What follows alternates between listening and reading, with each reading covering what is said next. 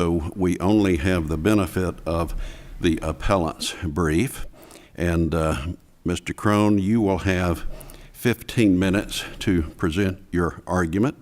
And with your permission, I will instruct the clerk to start the clock, and you may make your argument.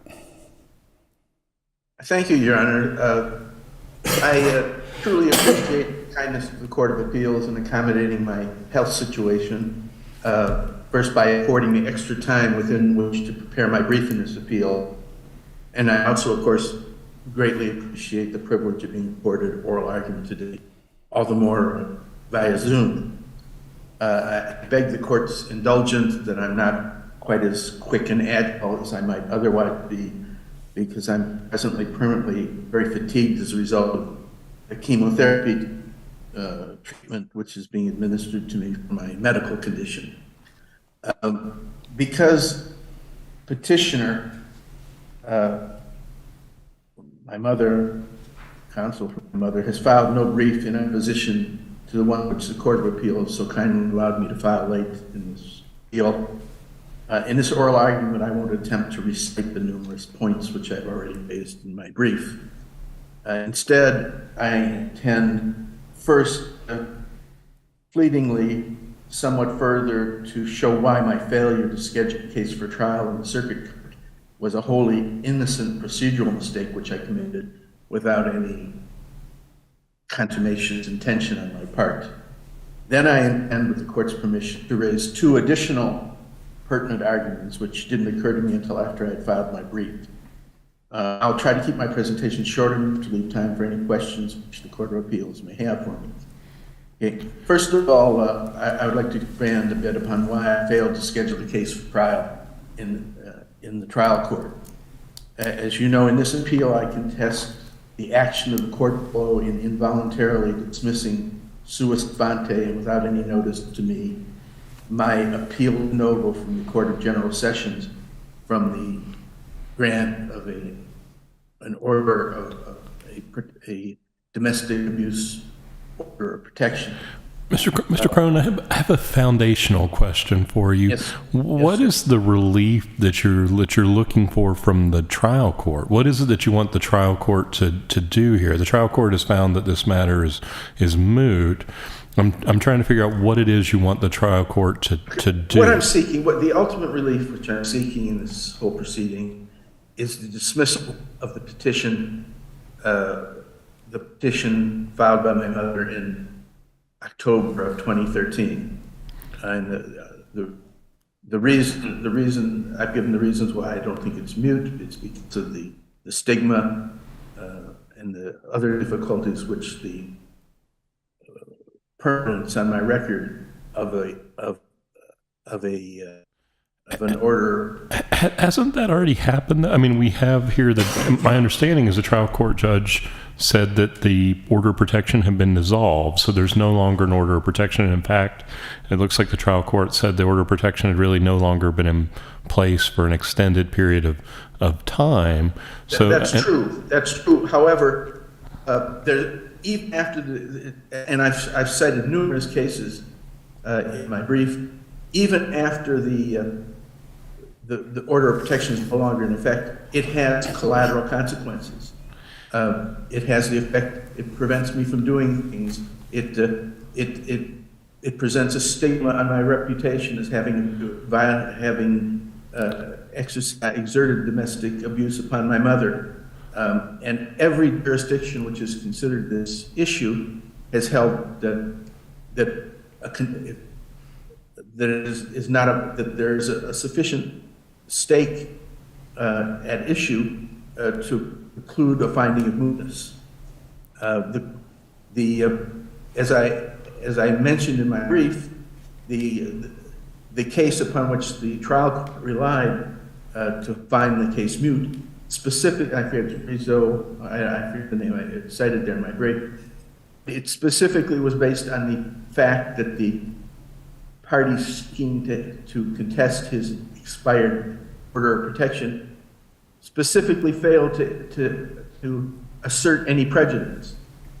In addition, there's new prejudice that's occurred. The what's going on in this case, behind this case, is that it appears that my mother was not able to really that my mother, who was 99 when this case was originally filed and 107 when she passed away, during most of this time during which this case was litigated, she was not in a position to take, she really wasn't involved in the case. It was really my sister who has basically taken control of the estate of my mother and has, I believe, siphoned out most of the assets, considerable assets, and has used this whole protection, order of protection process, which has lasted so many years, in order to keep me, to isolate my mother from me so that she could better, better extract from my mother Mr. Krohn, her assets. So there are many reasons why this is a live issue. I'm struggling to see how the collateral consequences could be lifted here. So you mentioned stigma. And so the order is, there is no order of protection, and it's been dissolved, it doesn't exist. And so what further action could a trial court take? Well, let's say it goes back. What could the trial court do to alleviate those collateral consequences that you are suffering? And I understand that you're saying there's enduring collateral consequences of this, but I'm struggling to see how a trial court can remedy that. Very simply, Your Honor, and at the risk of repeating myself, it's if the trial court simply held that the initial petition was without merit and dismisses it, then these collateral consequences go away. I no longer have the stigma. I have grounds to complain of what my sister has done. There are all sorts of reasons why it's in my personal interest to have this order of protection, which was obtained from Judge Moreland under very suspicious circumstances. You know the situation, Judge Moreland. I set that forth in my brief. I think it would be particularly unjust to allow to stand a stigma on my reputation that was obtained from a judge who subsequently went to prison for corruption in his courtroom, and in a case in which one of the people with whom he closely collaborated was involved as attorney for my mother. That really has the appearance of, I think to allow that to stand would tend to discredit the administration of justice, with all due respect. And I think that the remedy of dismissing the petition, as would definitely happen in any event if the case went to trial, is the proper disposition and one that's fair to me, and that's what I'm seeking. Mr. Krohn, one additional complication here is it sounds like you want a ruling that there was no merit ever sort of in this proceeding, that there was a mistake by Judge Moreland, not just a dismissal, and there is a dismissal of the petition, but you want a dismissal that makes that statement, that assertion. And the failure to sort of prosecute your action, though, raises complications in terms of missing witnesses, and mother has passed away. And how exactly can you have this proceeding nearly a decade later where there's a meaningful determination made that results in what you're looking for, that there was no merit to the underlying claim, when because of the passage of that significant amount of time, we really can't have a sort of full hearing on this matter? Well, that's not my fault, Your Honor. I sought to take deposition of my mother, and counsel for my mother fought my attempt tooth and nail, and furthermore, counsel for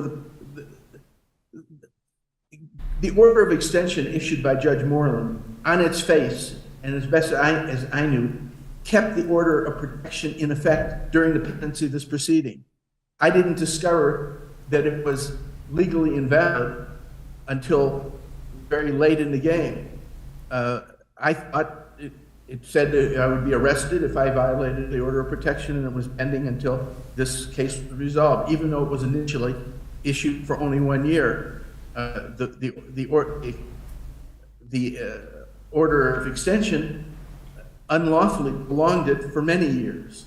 That was unfair to me. I did the best in coping with that situation. I tried to get evidence in order to deal with this case, and it was counsel for my mother who did everything he could to protract the case.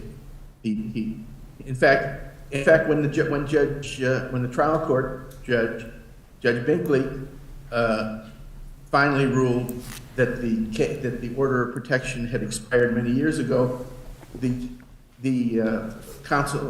Attorney Todd, counsel from the mother, moved that sought to have the order of protection extended yet another year until April 27th of 2022. His motion is there both in the annex and in the appendix. But gee, I'm losing all my time. I really haven't had a chance to make my points, but does that satisfy your question, Your Honor? I'm happy to hear your arguments. I really have used up my time on that one question.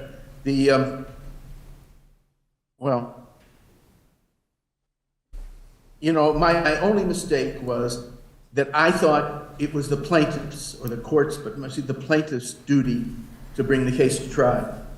I didn't know that it was my duty. Normally, in a normal civil action, it's the plaintiff's job to prosecute the case. In this particular action, my mother was the plaintiff. According to the well-known decision of the Tennessee Supreme Court in hold on.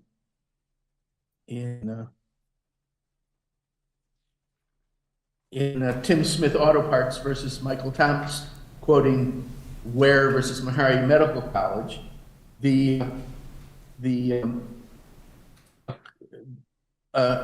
an appeal, a de novo appeal from the General Sessions Court, quote, provides the parties an entirely new trial as if no other trial had occurred and as if the case had originated in the circuit.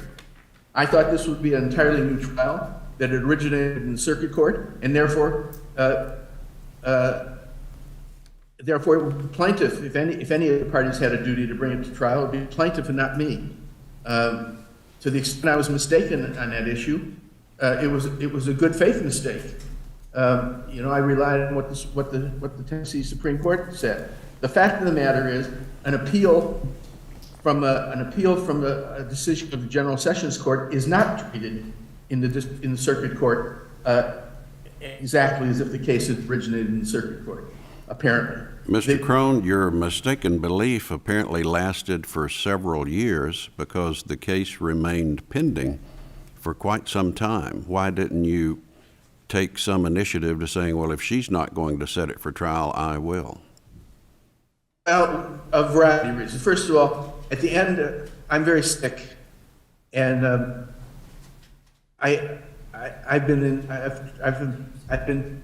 my doctors have told me that if I catch COVID, that it's the end of the line. So I've been very concerned not to go out of my apartment. I wear a mask all the time. I don't associate with people. I try to quarantine myself. You perfected your appeal. You perfected your appeal in 2013. That was long before COVID. At that point, I didn't know it was my duty. I made this one procedural error that of not scheduling it for trial. I didn't think that was my duty. I was ill during the entire period, and well, even if it wasn't your duty, years went by, and if you wanted this to go away, why didn't you take an initiative? Well, I tell you, because I was ill, because I've lacked funds, because it's far away. It's difficult for me. I've been hailed into the courts of Tennessee from Massachusetts for no real legitimate reason, just on a pretextual basis in order as part of a scheme involving my mother's estate. And it was very hard. It was just hard for me. Well, didn't she obtain the order because you said you were going to come visit her on her birthday in Nashville? That's right. So obviously traveling to Nashville wasn't that difficult in 2013. Well, in fact, I traveled to Nashville again to take my mother's deposition in 2013, and at the last moment, the attorney Todd said he had a prior engagement, and the judge said, okay, we'll have to adjourn. We'll have to continue the deposition. I had all said I had the cipher. I duly given notice and done everything. And at the last minute, after I'd come down to Tennessee, I was turned back without any result. They were just toying with me, and I just don't have the resources or the energy to do this.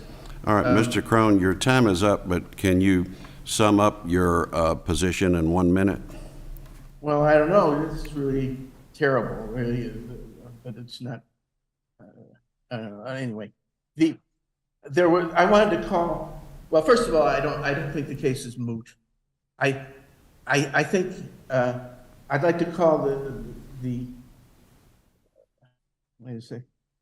I'd like to call the court attention to the case of Johnson versus Chicago Board of Education, which I didn't cite, but which I discovered after I filed my brief, in which the court states that a court that dismisses a suit immediately after the first problem without exploring other options or saying why they would not be fruitful commits a legal error.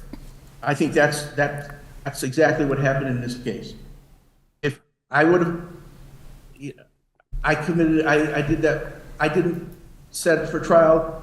If this were a ground, if the trial court wanted to organize its docket to get this case off its books, it could have years ago given me a notice that if I didn't schedule it for trial, the case would be dismissed. But it didn't do that. Instead, it just waited, and I waited. So I wasn't on notice. If this was so important, why didn't the judge, as I noticed in my brief, I remarked in my brief, the trial court has given this notice in other cases, why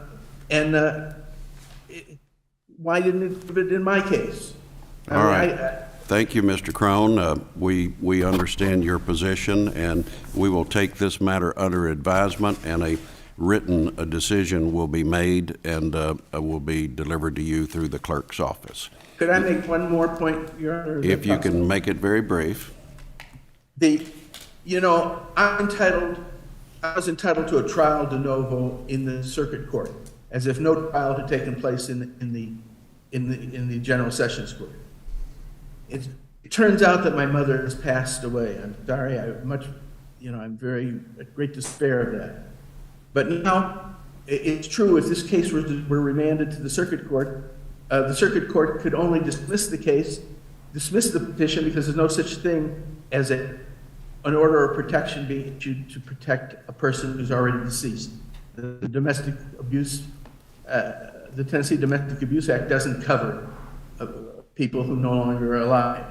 Right. So that now that's a contingency which occurred, and if it had occurred, it wasn't as though I was waiting. All right, Mr. Krohn, we understand your position. This point has been made very clear in your brief, and we fully understand it through the arguments you've already made. Not exactly. The point I want to make is that it really is Mr. Krohn, that concludes this hearing. Sorry. This is the end of the hearing. Thank you. We'll recess court.